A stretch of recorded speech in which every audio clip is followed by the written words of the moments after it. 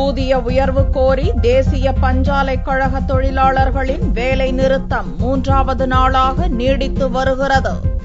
தேசிய பஞ்சாலை கழகத்தின் 5 மில்கள் கோவையிலும் 2 மில்கள் பிற மாவட்டங்களிலும் இயங்கி வருகின்றன. இந்த மில்கள் அனைத்தும் மத்திய அரசின் ஜவுளி வாரியத்தின் நேரடி மேற்பார்வையின் கீழ் இயங்குகின்றன. இங்கு சுமார் 5000 பேர் கூலி தொழிலாளர்களாக பணியாற்றி வருகின்றனர். கடந்த ஆண்டு டிசம்பர் மாதம் நடந்த பேச்சுவார்த்தையில் தொழிலாளர்களுக்கு ஊதிய உயர்வு ஒப்பந்தம் மேற்கொள்ளப்பட்டது.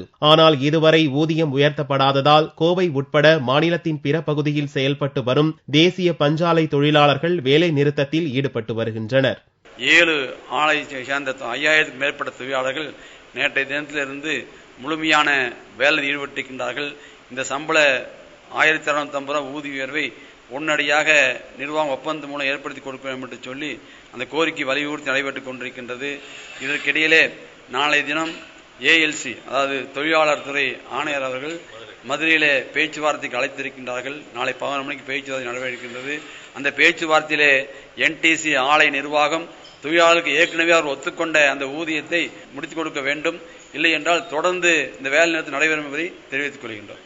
தொடர்ந்து 3வது நாளாக நீடித்து வரும் இந்த போராட்டத்தால் பல கோடி ரூபாய் மதிப்பில் உற்பத்தி பாதிக்கப்பட்டுள்ளது. இதனிடையே தொழிற்சங்க அமைப்புகள் மதுரையில் இயங்கும் மத்திய தொழிலாளர் துறை கூடுதல் ஆணையருடன் பேச்சுவார்த்தை நடத்த உள்ளனர். இந்த பேச்சுவார்த்தையில் சுமூக தீர்வு ஏற்பட்டால் வேலை நிறுத்தம் விலக்கிக் கொள்ளப்படும் என்று எதிர்பார்க்கப்படுகிறது.